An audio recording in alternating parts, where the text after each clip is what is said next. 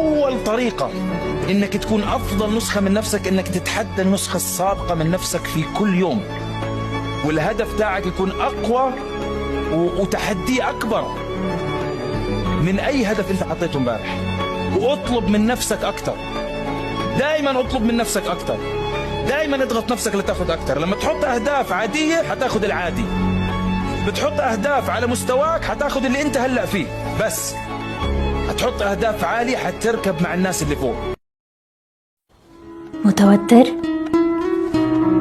ما تخليش حاجة تخوفك كده، هتاخد قوتك والباب انت هتفتحه، وده هيكون أكيد روعة الروعة، أنا واثقة.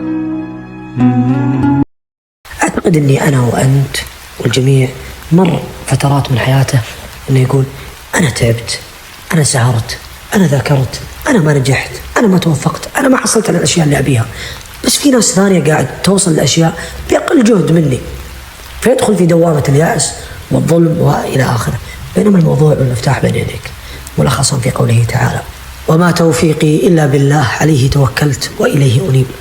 أنا أعتقد أن الآية هذه مرت على الكثير مرور الكرام وما دروا أنها مفتاح من مفاتيح التوفيق، مقارنة مع الجهد اللي قاعد يبذله وما يحصل شيء. أولا توكلك على الله سبحانه وتعالى، فلا تكل إلى نفسك، ربنا لا تكلنا إلى أنفسنا طرفة عين. الأمر الآخر الإلحاح بالدعاء والإلحاح والإصرار إن الله سبحانه وتعالى يقينا ليس شكا أن بيده مفاتيح السماوات والأرض، وأنه لن ينقص من ملكه شيئا إن وهبك ولن يزيد من ملكه شيئا إن حرمك. واعلم أن التوفيق والأرزاق قد كتبت قبل خلق السماوات والأرض ب50,000 سنة. ولا تغرنك الحياة الدنيا فإنما هي حياة زائلة فانية، وإنما الفوز الحقيقي والتوفيق الأكبر ودخول جنة عرضها السماوات والأرض. ختاما، إذا ضاقت بك الأحوال يوما فثق بالواحد الفرد العلي. تتحقق الأحلام وإن تأجلت، يكتب لك النجاح وإن خذلت في مرة وفي مرتين، سيكتب لك السعادة ولو بعد حين، سيكتب لك الفرح ولو بعد حين. لا تيأس، عليك أن تواصل وعليك أن تعمل وعليك أن تؤمن بذاتك قبل الغير.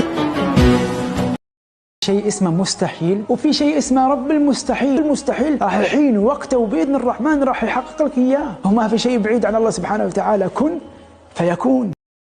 سواء كنت غارق في فوضى دراستك، عثراتك هذا الترم، وكيف تعوض درجاتك، تواجدك هنا مو صدفة. تأكد ان اللي حطك هنا حطك بهالموقف الصعب والفترة الصعبة ما راح يخليك. تضحياتك ربي ما راح ينساها مهما عظمت همومك من محيط محبط ودراسة أو وظيفة. تأكد أن ربك أعظم، إيمانك لا تفقده.